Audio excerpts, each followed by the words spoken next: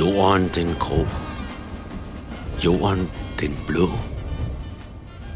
Skyerne, skyerne, regnen, tørst. Ja. A nice cup of tea. Gennem jeres øjne ser verden helt anderledes ud nu, hvor det er jeres tur til at gå på jorden. Men det er jo kun kulisserne, der har ændret sig. I med jeres computere, men I har aldrig været enige i dem. I virkeligheden er jeres computere hellige aldre, som I ønsker skal lyse jer vej gennem natten. I kender computerens programmer, men de færreste af jer kender dens styrekoder. Og de er 10.000 gange simplere end den simpleste encellede alge.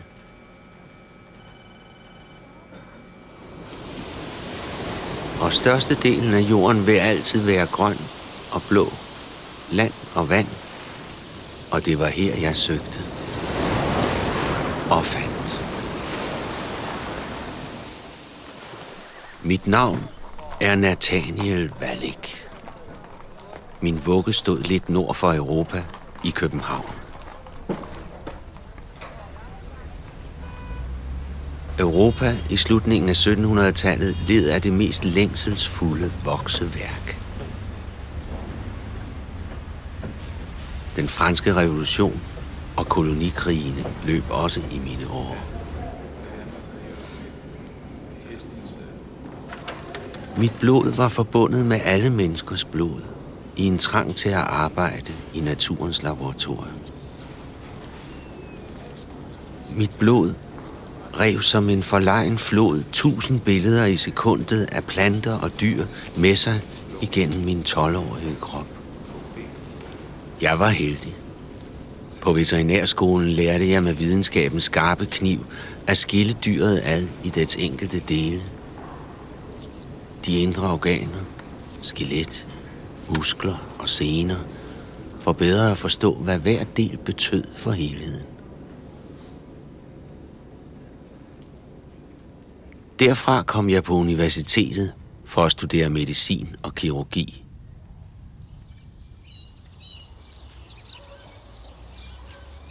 Men for hver dag, der gik, lokkede helt andre væsener mig stille.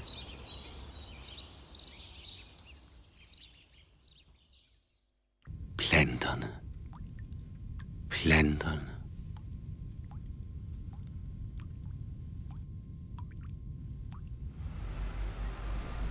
Det var ikke længe siden, at Carl von Linné havde set, hvordan alle verdens planter kunne ordnes i et simpelt og logisk system af slægter og arter.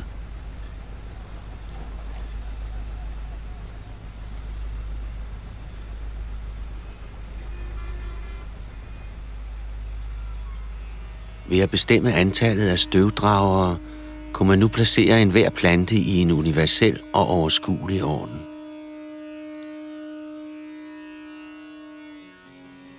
Og jeg vil være med i planternes store katalog.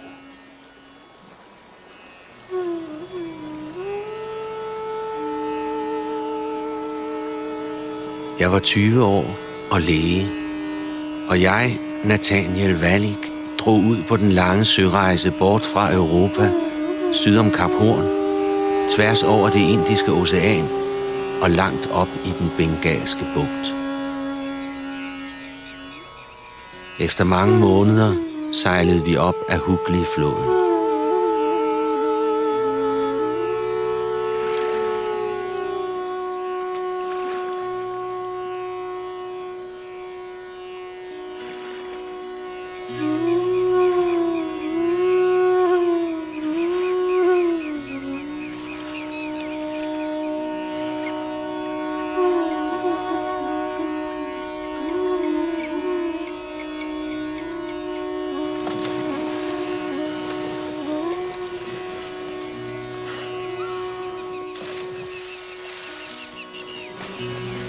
Denne flod var porten til Nordøstindiens rigdom og til den store by Calcutta, hvorfra det britiske Østindiske Kompagni nu kontrollerede det meste af subkontinentet, fra Madras mod syd til Bombay mod vest.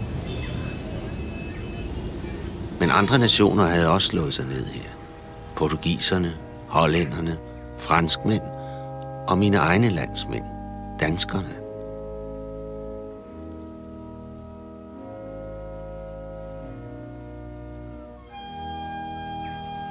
Serampore, eller Frederiksnagore, som vi kaldte vores koloni, var jo ikke mere end en befæstet handelsstation.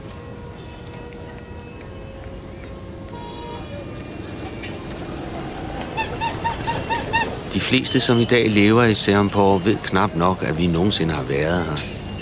Opslugte som de er af deres egen myldrende nutid. Men engang blomstrede den smukkeste blomst i Frederiksnagore, og blomstens krone var universitetet. Det hele begyndte i år 1800, da William Carey, en engelsk baptistpræst, søgte beskyttelse i Serampore efter en del uoverensstemmelser med den britiske administration.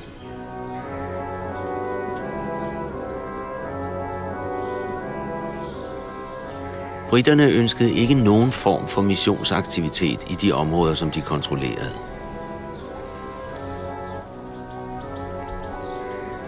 Men min konge, Frederik den 6., var en ivrig protestant, og han viste med det samme stor interesse for Careys planer om at bygge en institution for akademisk lærdom i vores koloni.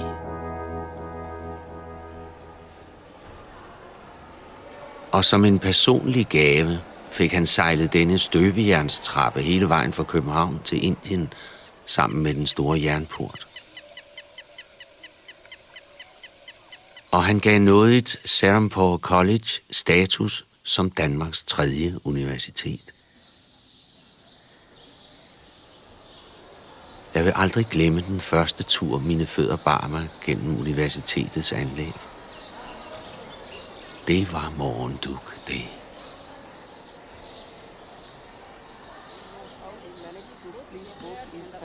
And what we need. We know we had a spotless because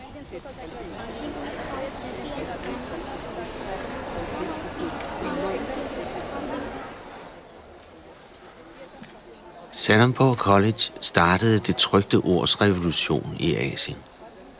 Herfra blev der udgivet hundredvis af bøger på talrige sprog, som aldrig tidligere var set på tryk.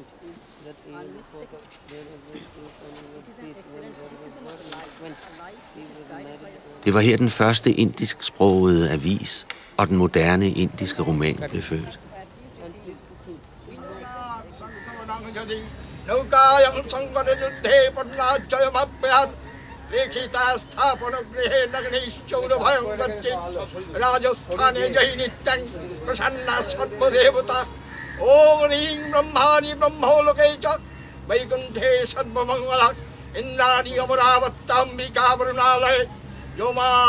Min helt, Carl von Linné, havde drømt om at civilisere naturens kaos og transformere den til en have af ordnet skønhed til gavn og glæde for mennesket.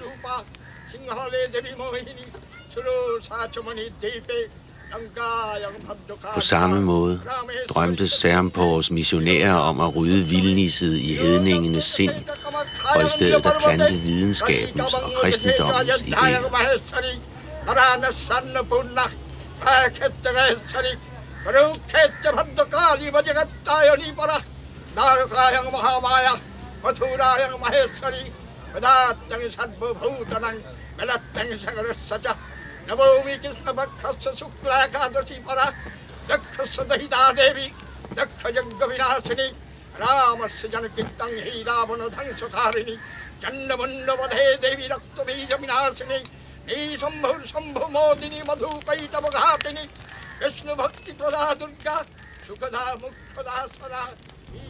Jeg blev fra første færd en del af denne hårdt arbejdende videnskabs kristne broderorden.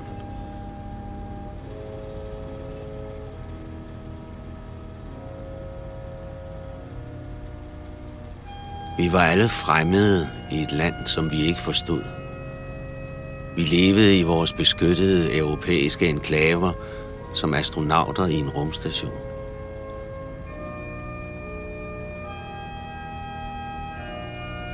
Alle var her med et formål. Hver en håbede på at finde en eller anden slags rigdom, eller berømmelse, eller begge dele.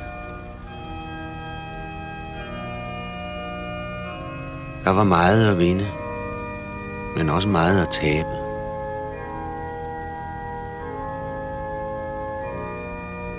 Mange bukkede under for de tropiske pestilenser og tæringer, som min egen nysudsprungne kone, min Juliane, som døde kun 15 år gammel i 1812, mindre end et år efter vores bryllup.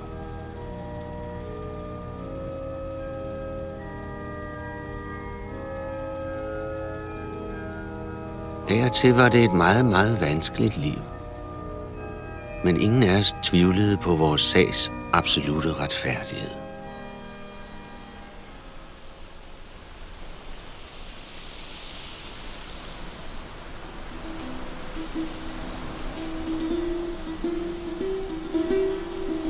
Mit arbejde som doktor gav mig lejlighed til at rejse overalt i Bengalen.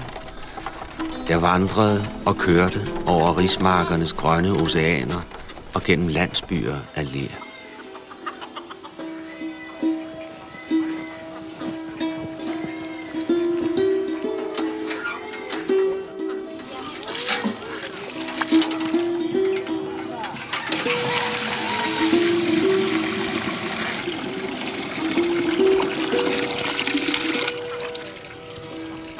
Og hvor jeg end kom frem, studerede jeg floraen og lavede indsamlinger, ikke kun af planter, men af alle slags naturgenstande.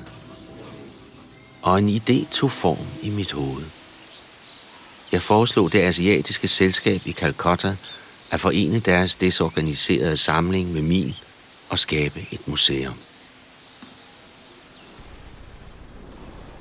På den måde blev jeg stifter og leder af det første museum i Asien.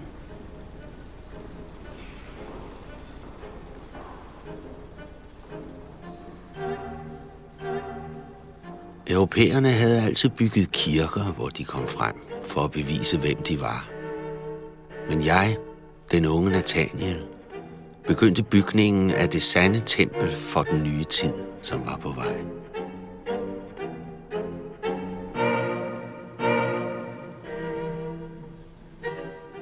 Museet skulle udstille den fysiske bevisførelse for vores videnskabelige verdensbillede.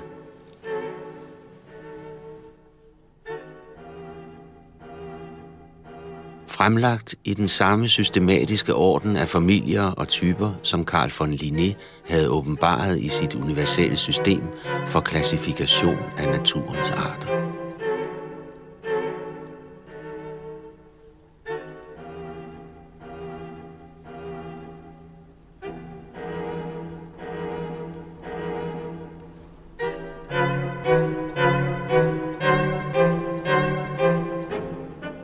Her kunne den indiske offentlighed for første gang se, hvordan naturens og menneskets udvikling kunne forklares på logisk og metodisk vis.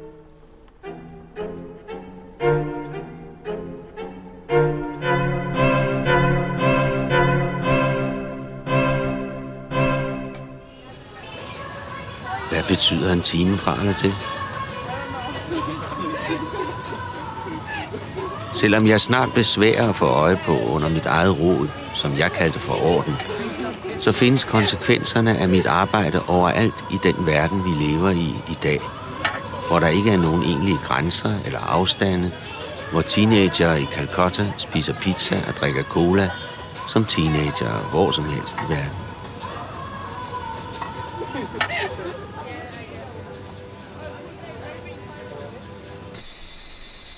Vi forstod at sætte system i tingene. Men hør engang, det virkelige avancement er selve de svampekulturer, de tunge træers duft, de tangskove, som jeres endeløse forstæder er bygget op som en lynafleder eller dæmning mod. Jeg spørger ikke. I vil også tage copyright på et eller andet, om det så skal være roser. For I er ligesom os. I er, hvad vi var. Mennesker. Mennesker.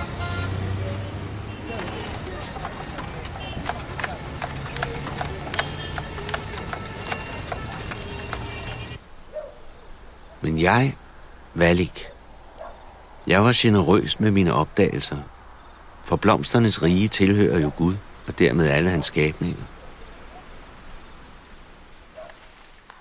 Så noget lå jeg og tænkte på, når jeg skulle sove bag mit moskitonet. Jeg krummede mig sammen under tæppet og faldt i søvn i mine feberdrømme. Jeg var altid syg. Jeg arbejdede altid. Min have. Mit paradis. Først blev jeg taget som krigsfange, fordi Danmark holdt med Napoleon i krigen mod englænderne. Derefter gjorde det britiske Østindiske kompagni mig til direktør for deres botaniske have. I 30 år regerede jeg i dette botaniske imperium. Og i min tid blev det en af de fineste og største institutioner af sin art i verden.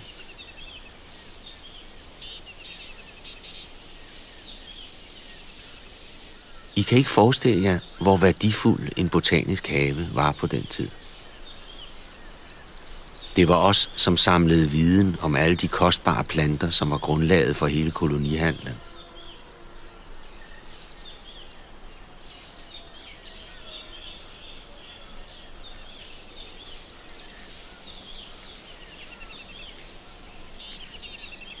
Vi lokaliserede tømmerskovene.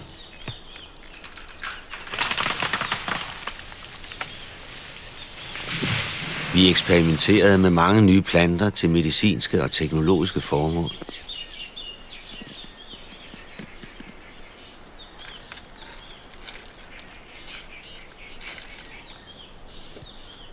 Vi kultiverede alt fra jute til gummi, indigo og opium til de tropiske plantager.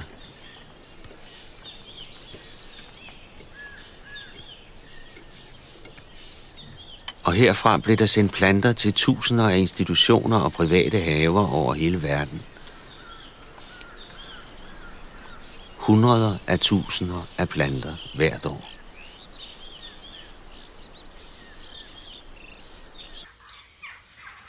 Det var os, der leverede varen til Europas parker og vinterhaver, hvor orkideer lejlighedsvis blev selve paradisets flamme.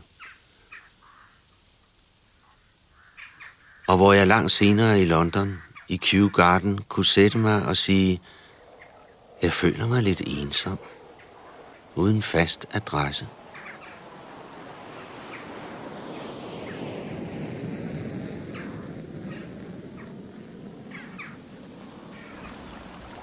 Det var stadig opdagelsesrejsernes tid. Udstrakte områder af den sydasiatiske natur var endnu ikke kortlagt. Men et voksende antal opdagelsesrejsende arbejdede på at afsløre moder jords sidste hemmeligheder.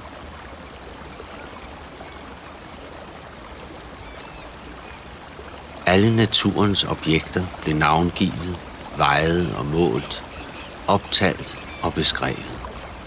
Hvert hjørne af verden skulle undersøges. Og jeg deltog i højeste grad.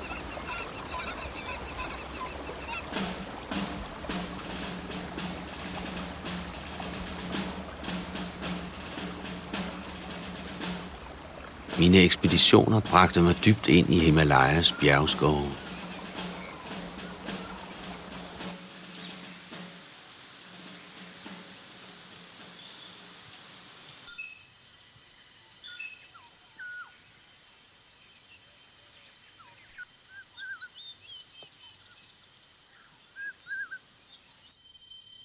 I måned efter måned færdedes jeg på ydmyge steder mellem Ibenholt og Tik og Bregner.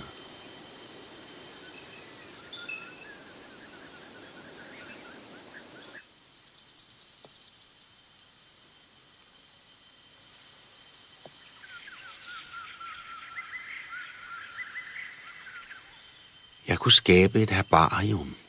Et katalog, der rummede hele Sydasiens planterige. Jeg kunne blive blomsternes chefideolog.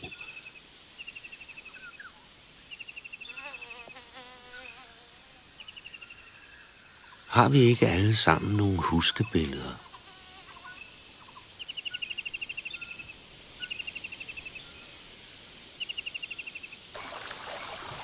Jeg tog med Sir Stanley Raffles til Penang, hvor jeg overtalte ham til at grave den botaniske have i Singapore. Jeg tog med en hel hær af soldater til skovene i det nordøstlige Burma. Det var her, jeg en dag fandt et træ med de mest usædvanlige frithængende blomster. Jeg døbte slægten Amherstia efter Lady Amherst, som nidkært havde fremmet interessen for den indiske botanik.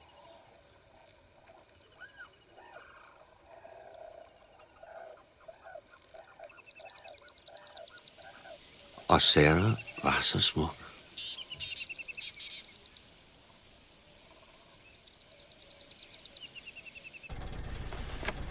Mine egne og de mange andre ekspeditioner, som jeg organiserede, bragte en stadig overflod af plantemateriale til den botaniske have i Calcutta.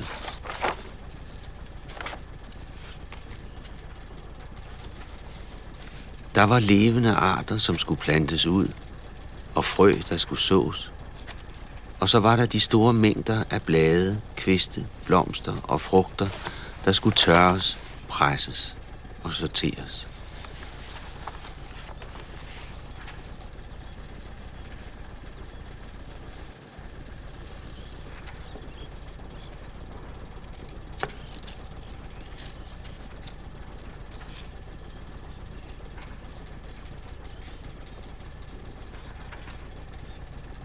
Jeg forsøgte at ordne dette materiale efter bedste evne, og jeg lod udføre illuminerede tegninger af de blomster, der var skønnest og tættest på den gode Gud. Efter 10 års arbejde i 1827 var mængden så omfattende, at jeg besluttede mig for at afslutte indsamlingen. Året efter begav jeg, Nathaniel Wallich, mig tilbage til Europa med frugten af mit arbejde. I alt medbragte jeg 20 tons tørrede plantedele, 23 ton levende planter, sammen med 1200 farvelagte tegninger af særligt udvalgte asiatiske planter.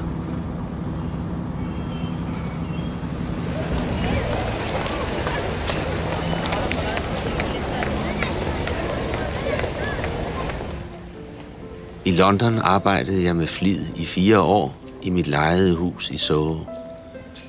Jeg havde mere end 8.000 plantearter, som skulle klassificeres, navngives og beskrives.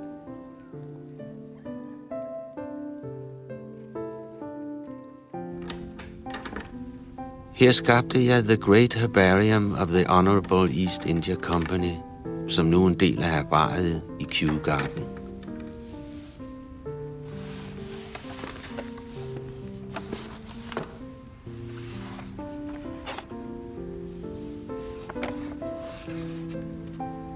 Verden havde aldrig set en så omfattende samling af asiatiske planter.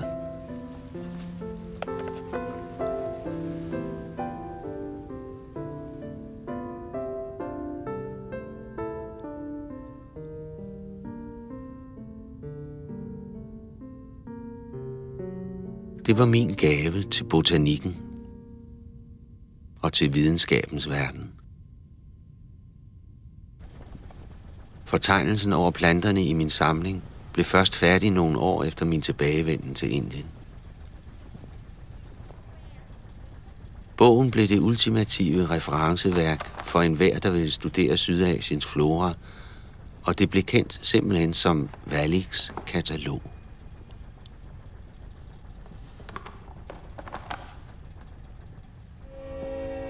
Under mit ophold i England skabte jeg endnu en floraens triumfbue. Det sjove var, at jeg ville befri blomsterne. Jeg ville, paradoksalt nok ved at ordne dem, lade dem vokse vildt i verden. Og ud fra de 1200 farvelagte tegninger valgte jeg 295 til reproduktion i et 3 ben stort bogværk.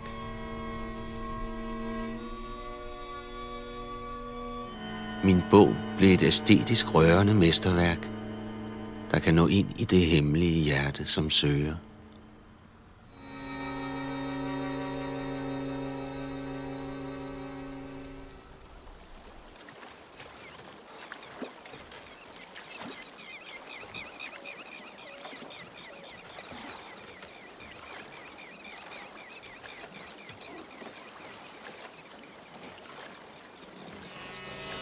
Tre år efter min tilbagekomst til Indien blev jeg involveret i et sidste stort ramachan, da det britiske Østindiske Kompagni bad mig lede en ekspedition op ad Brahmaputra-floden til det nordøstlige Assam.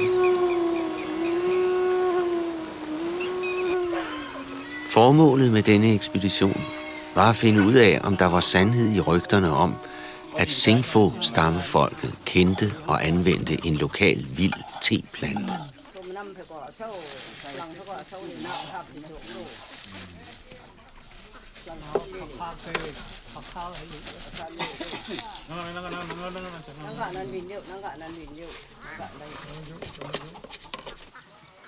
Camellia sinensis. Vi havde ledt efter den så længe. Jeg selv i mere end 20 år.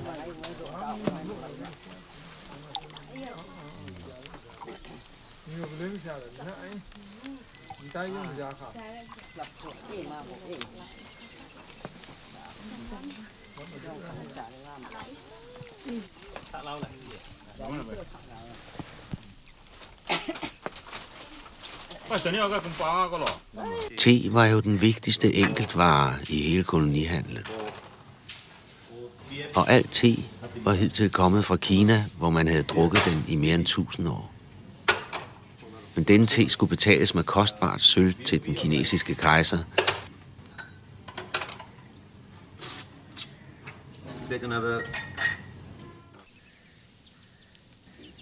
Det var derfor en luksus, som kun de rigeste havde råd til.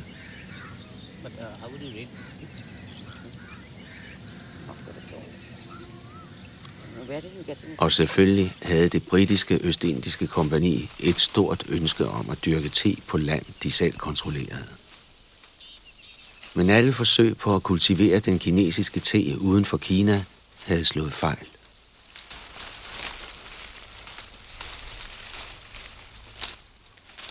Men vi fandt den indiske te i Assam, og jeg bragte en stor mængde planter og frø tilbage til Calcutta.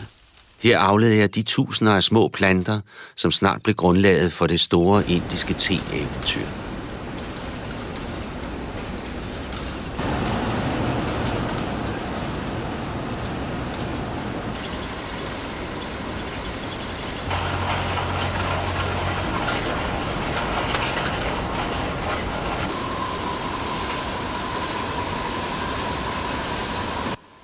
Te blev det første virkelige massemarkedsprodukt, som kom fra kolonierne. Og at drikke den indiske te, selve smagen af den, blev et dybt forenende symbol for alle det britiske imperiums undersåtter.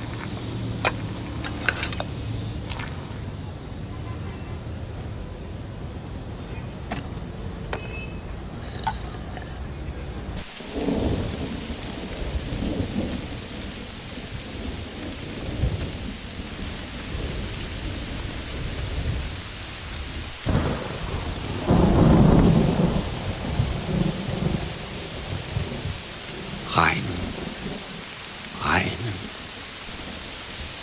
Jorden.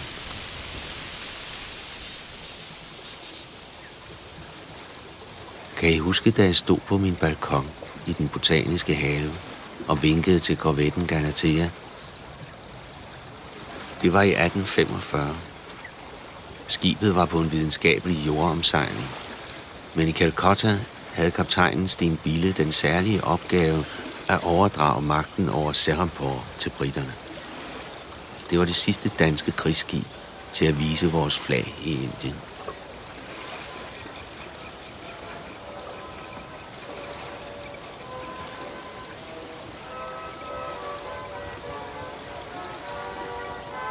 Da Galatea passerede forbi min have, beordrede kaptajnen skibsorkestret til at spille kong Christian. For mig og for vores land.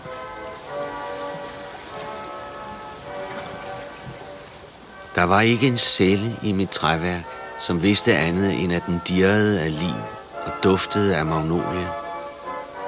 Beriget af regnen og varmet af solen, slyngede monsunen alting ind i min stamme.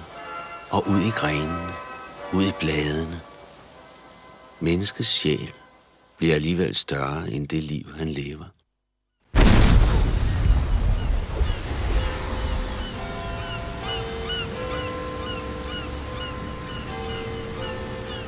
I London plejer de at sige, Nathaniel snakker altid om sin te. Men de gjorde mig til vicepræsident for Linné-selskabet, der var den botaniske forsknings verdenscentrum.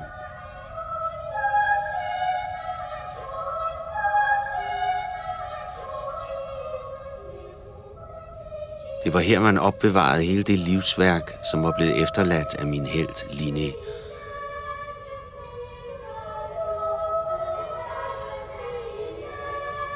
Og det var her, Darwin nogle få år senere præsenterede sin teori om arternes oprindelse.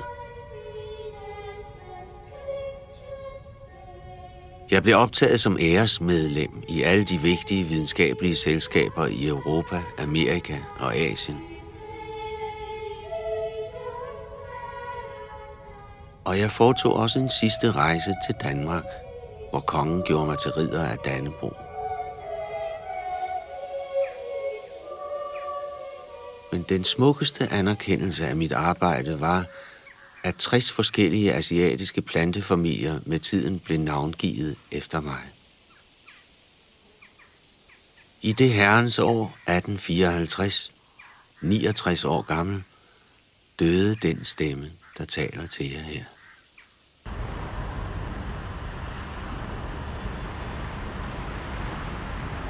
Videnskaben frisatte kræfter, som ingen havde kunne forestille sig. Vi ville skabe skønhed og orden, men alt voksede eksplosivt på en fuldstændig kaotisk og uoverskuelig måde. Produktion og transport, antallet af mennesker i verden. Sydasiens vilde skove, som på min tid synes endeløse som oceanerne, er nu næsten borte. Det er et paradoks. Videnskaben skabte problemet, og videnskaben vil blive nødt til at løse det.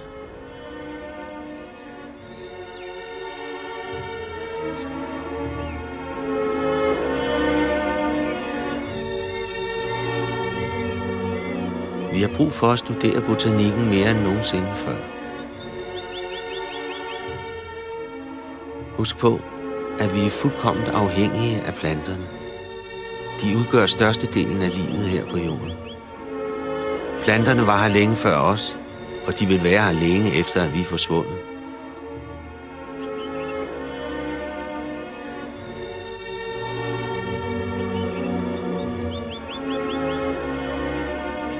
Planterne ved alt, hvad der er værd at vide om at overleve på denne planet.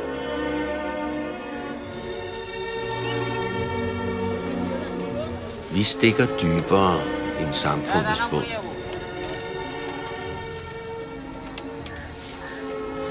En kvinde og en mand,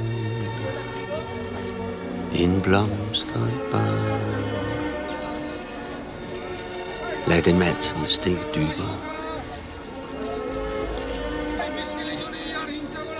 Til det sidste arbejdede jeg som den grønne gartner for hertugen af Devonshire. Og jeg sagde til min evighed, som jeg nu vil sige til jeres evighed: gå ud og vær hos blomsterne.